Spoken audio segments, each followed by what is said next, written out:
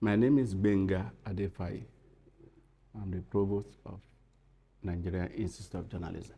Okay, tell us about yourself and the institution you're now in. Well, my name is Gbenga Adefaye. Like I said, I'm a journalist.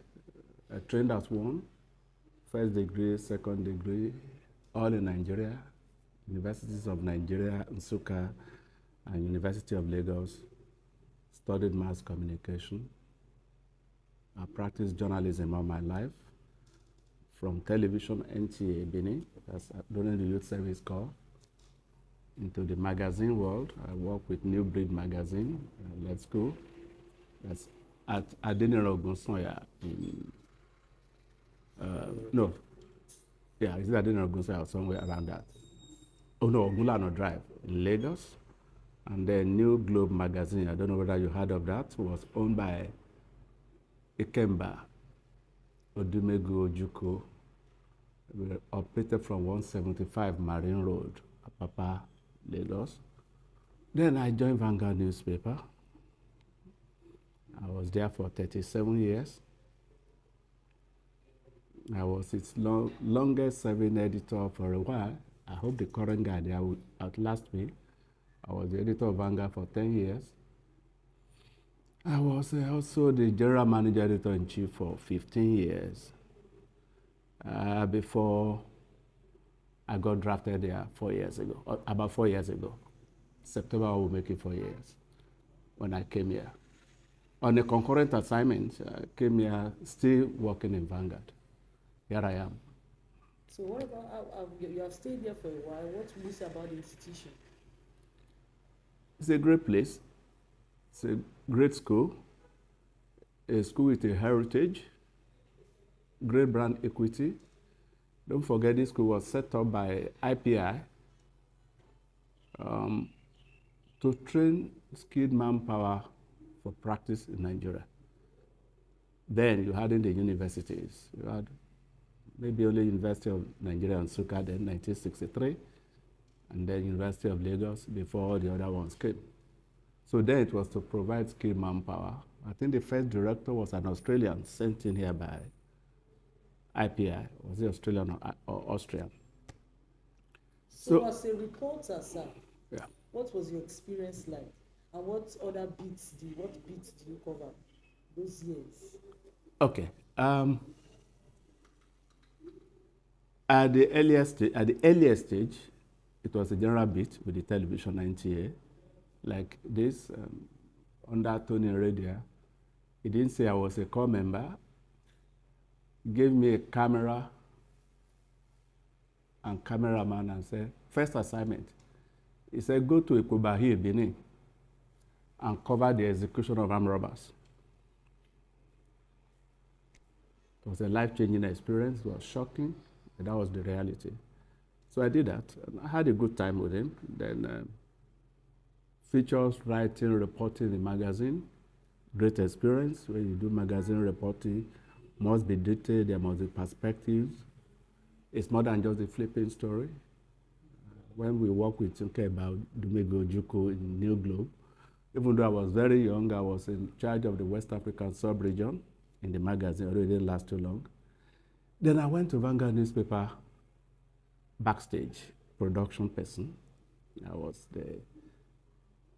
was a sub-editor at inception, grew in the rank to become the chief sub-editor, to be the editorial training manager, then the first editor of the evening paper, Lagos Mirror. You had to report and write. And then the editor of Vanguard itself, deputy editor first for 7 years, the editor of Vanguard and the editor-in-chief. So great experience, because being a journalist, being a reporter, you can't wish for a better life.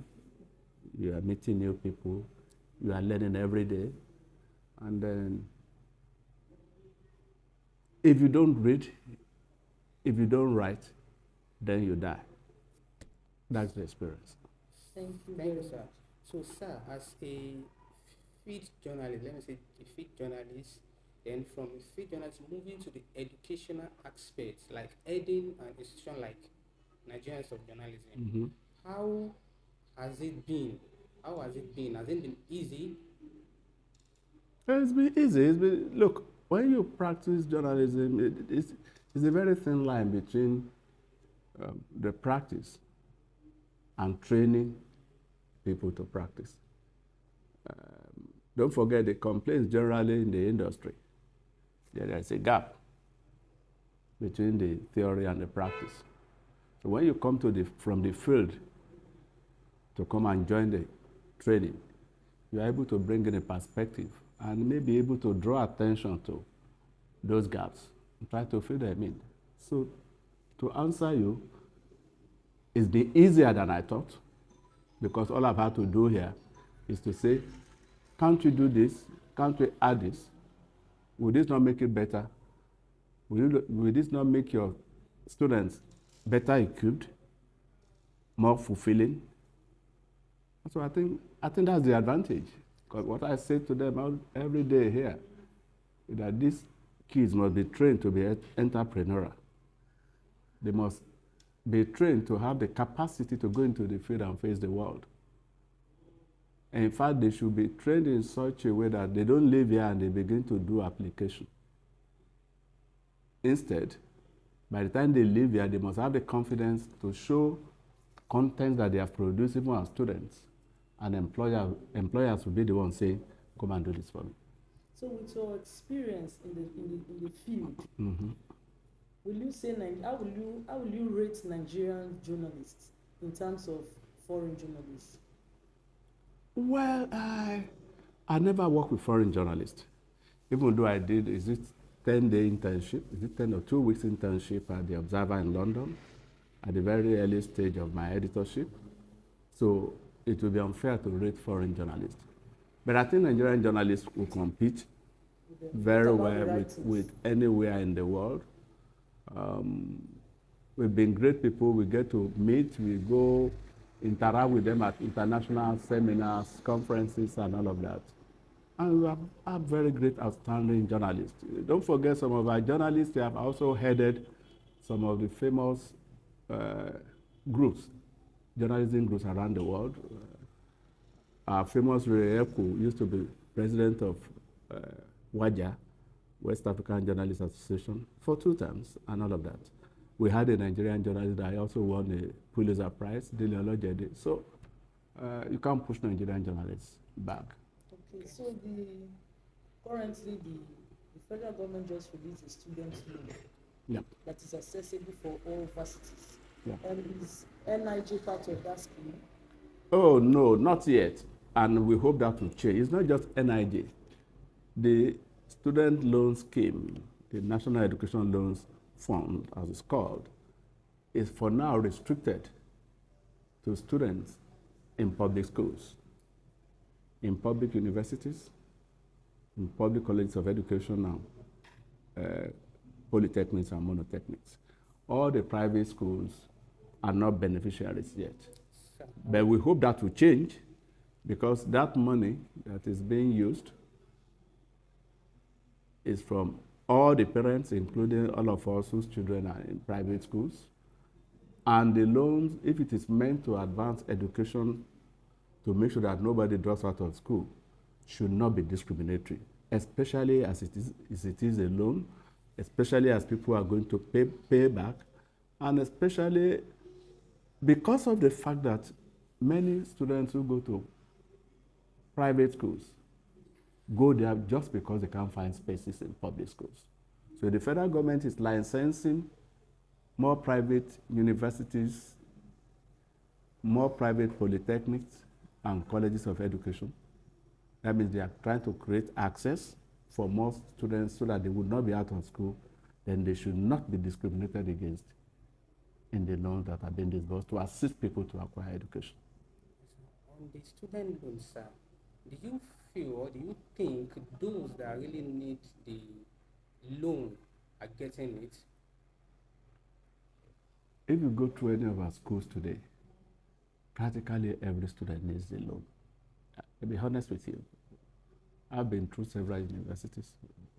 I've been students, I've studied there, I've studied outside here. I've been on the governing council of a university. And I know that the students are really going through tough times. So every student needs the money. Look at the cost of living, look at cost of books, look at technological needs, access to ICT, access to literature, to online services, and all of that. Every student needs it. So the question of whether some people need it or not does not arise in my view. The loan should be made available for as many people as may declare that they need it. It is not for people, the providers, to say you need it, you don't need it. Because it is that same thinking that makes them to make it discriminatory on the assumption that people can afford to send their children to private schools, have enough resources to educate their children. It is not true. Some of the students that come to other places go to other places because it is just too tight to gain admission into the public schools. Yes, sir. Following the history of loan from the federal government to the masses in Nigeria, do you think after getting this loan, the parents or the student will be willing to pay back? And if, what are the measures the federal government have put in place for these parents to be able to actually return this money? It's not the parents that are supposed to repay the loans.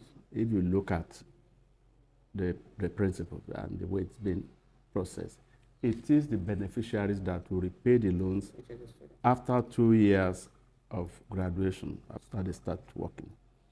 So, first of all, it is not a burden onto the parents. It's supposed to be a relief to the parents, whose children, whose world benefit from the loans. Now, as to whether the loans, the recovery, I believe this one will be recovered because I attended a few workshops and seminars on this loan before its commencement. The way they go about it, you are not likely to be able to escape repayment. Because the first demand is that to submit your NIN number and what's the other one in the bank? BVN. BVN. So once they have those two, it means wherever you go, you can be found. So unless they do not want to collect the money back, because with your BVN and your NIN, they can track the transactions in and out of your account. Through the CBN, through your bank, they will know whether you started any money, whether there is inflow into your account or not. So the question of unless they don't want to recover it, with those two things, you're everywhere to take the money back. Thank you, sir. On this, do you think, on this student loan, do you think this will be a continuity after this present administration? I believe so. And that it will be in the interest of anybody in government to continue it. Look, yesterday or the day before, the Vice Chancellor of the University of Ibadan was full of praises for government. You know why? Because among the first set of people that assessed the loan from the University of Ibadan, they brought more than 200 million into the university because the government pays directly to the university. That is another source of cheap funding for the schools that are cash-strapped. So as many of the students as may take the loan, as much will be funds available to run the universities. So being in the education space for a while, how will you rate the performance of education in Nigeria? A lot of improvement needs to be done for relevance. It is not sufficient to just take a degree. It is what to do with it, especially with advancement in technology, especially with the coming of AI. If you are not doing application of knowledge, you probably will be jobless. So, yes, it is more than for literacy now.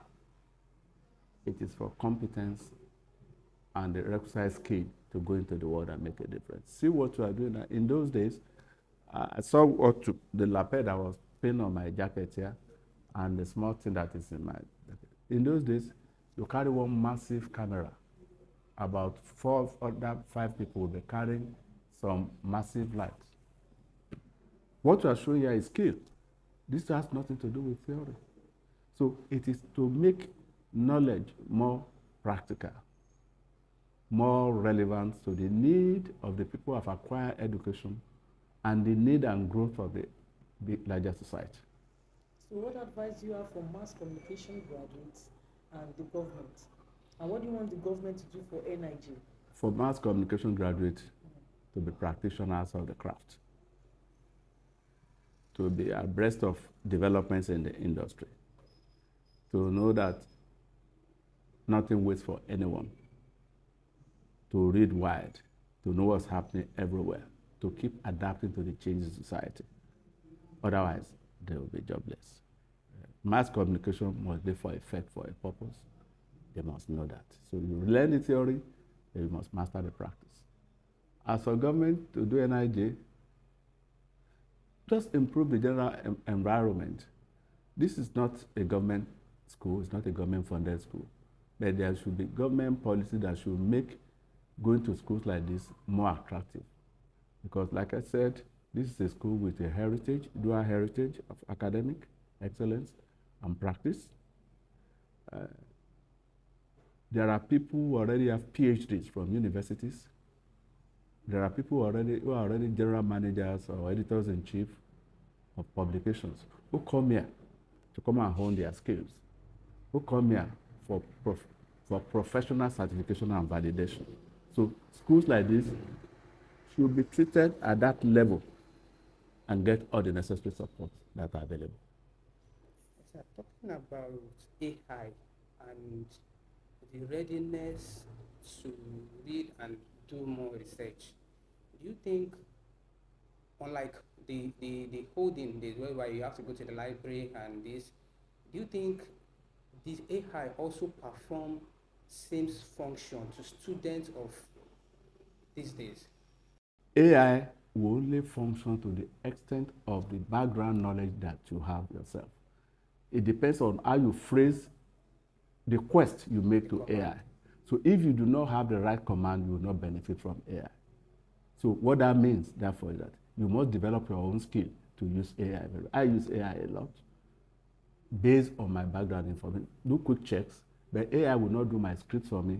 AI will not do the thinking for me. If you are lazy, AI will make you look foolish and stupid.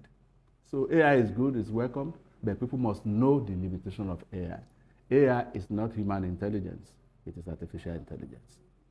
Do you think the students of one they are really doing the necessary research needed to aid their education? They should be encouraged to read. That's like we are speaking to AI now. If you don't read, if you don't seek knowledge, AI will not be the substitute.